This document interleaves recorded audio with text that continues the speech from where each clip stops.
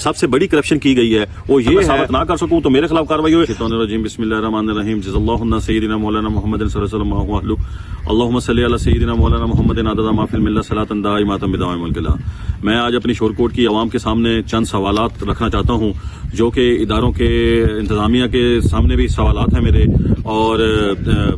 जो करप्शन शोरकोट में हुई उसके मुतल्लिक़ ये सवालात हैं। मैं सबसे पहला मेरा ये सवाल है कि शोरकोट साबर चौक से जो तहसील चौक तक हमारा रोड बनना था, साबर चौक से नसीर चौक और चौकी ग्राउंड दरबार माई बाप तक, दरबार माई बाप के बाद वो रोड बनना था तहसील चौक तक, वो अभी तक मुकम्मल क्यों नहीं हुआ? और उसको कागजों में आपको मैं बताता चलूं कि वो कागजात के अंदर मुकम्मल हो चुका है, लेकिन ऑन ग्राउंड उसके ऊपर मुकम्मल तौर पे काम नहीं हुआ। और जो थोड़ी बहुत वहां पे टफ टाइल लगाई गई है वो भी लोकल टफ टाइल लगाई गई है, ना कि टेक्सला से जो मंजूर शुदा टाइल मंगवाई जाती है। ठेकेदार की मिली भगत से और सीओ सलीम इकबाल शाह की मिली भगत से ये सारा काम मुकम्मल हुआ, और इसके अभी तक ये रोड नहीं हुआ, बना नहीं है, कागजात में बन चुका है। और जो बाकी जो पैसा इन्होंने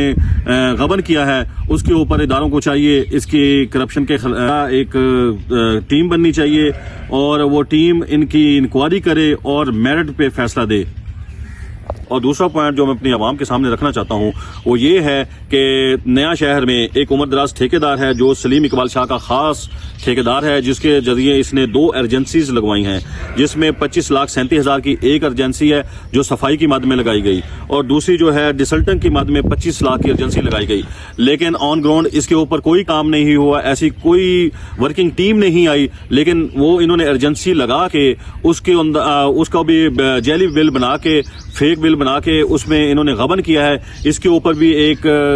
कमेटी जो बनेगी, पॉइंट मैं दूंगा, सारे पॉइंट मैं दूंगा। अगर मैं साबित ना कर सकूं तो मेरे खिलाफ कार्रवाई हुई। अगर मैं सच साबित कर दूं सबको सब कुछ, तो जिन जिन लोगों में ये मुलव्वस, जो लोग इसमें मुलव्वस हैं, जिन्होंने इसके करप्शन के हिस्सेदार हैं, उनके खिलाफ, सबके खिलाफ कार्रवाई होनी चाहिए। और तीसरा पॉइंट ये मैं रखना चाहता हूं कि कोरोना की मद में जो डेली वेजेस मुलाजमीन भर्ती होते हैं, एक लेटर आता है गवर्नमेंट की, लोकल गवर्नमेंट की जानिब से कि ये 1 महीने के लिए या 2 महीने के लिए ये जो है डेली वेजेस मुलाजमीन को भर्ती किया जाए काम के सिलसिले में, लेकिन कोई ऐसा नोटिफिकेशन नहीं देती गवर्नमेंट कि उन्हीं डेली वेजेस को परमानेंट कर दिया जाए। जबकि इन्होंने जो डेली वेजेस के मुलाजमिन 25 से 30 या शायद 40 लोग हैं, उनको कोरोना की मद में इन्होंने डेली वेजेस पे रखा, और डेली वेजेस के रखने के बाद उनको परमानेंट किया गया। किसके हुक्म से किया गया और कैसे किया गया? कोई भी ऐसा कानून है तो वो कानून वाजे कर दें कि हमने इस कानून के तहत इनको डेली वेजेस मुलाजमिन को परमानेंट किया है, और उसके बाद अगर उनको डेली वेजेस को परमानेंट किया गया है तो उनकी जो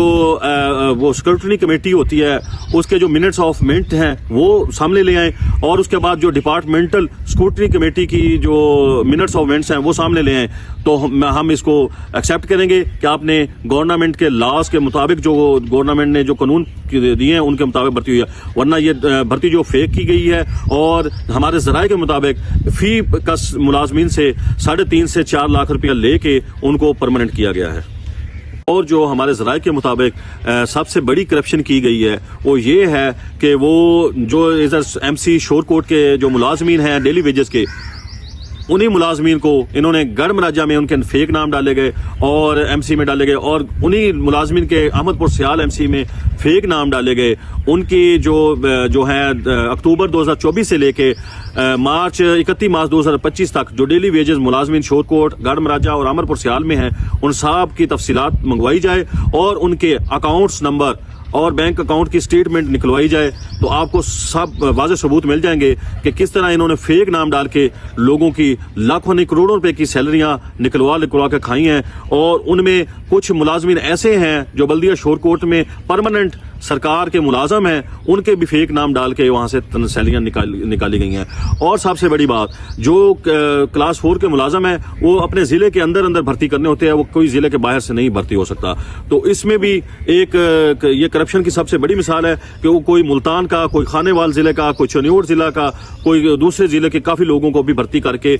और उनके नाम पे सैलरियां निकाली गई हैं। इदारे की जो सोर्स रिपोर्ट है वो भी इनके खिलाफ बन चुकी है कि इन्होंने बहुत ज्यादा करप्शन की है, और करप्शन के जो फ्रंट मैन है इनके, वो भी उन्होंने उसमें वाज़ेह तौर पर लिख दिए हैं। मेरी वज़ीर आला पंजाब मरियम नवाज शरीफ साहिबा से, और क्योंकि उन्होंने आजकल करप्शन पर जीरो टॉलरेंस रखी हुई है, तो मेरी उनसे इल्तमास है कि आप मुझे बुलाएं और मैं उधर आऊं और एक इसके ऊपर सूबाई लेवल पे एक कमेटी तश्कील दी जाए, जो इंक्वायरी टीम तश्कील दी जाए, जो इनकी पूरी करप्शन के इनका जो रिकॉर्ड है उसको अपने कब्जे में लेकर तहकीकात करेगी। अगर मैं गलत साबित हो जाऊं तो मुझे सजा दी जाए, अगर ये लोग गलत साबित हो जाएं और करप्शन इनके ऊपर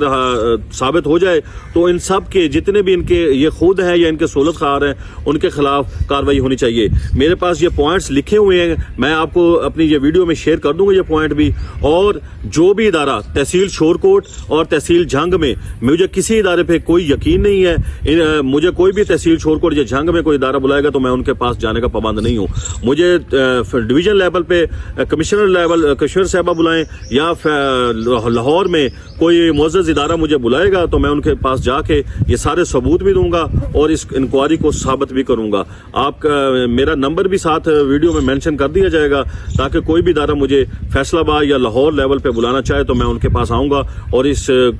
जो पॉइंट मैंने दे दिए हैं उनको मैं साबित करूंगा कि तहसील शोरकोट की एमसी में, गढ़ महाराजा एमसी में और आमरपुर सियाल की एमसी में लाखों नहीं करोड़ों रुपए की जो करप्शन हुई है और किस तरह वो करप्शन हुई है वो सारा मैं साबित करने के लिए तैयार हूँ।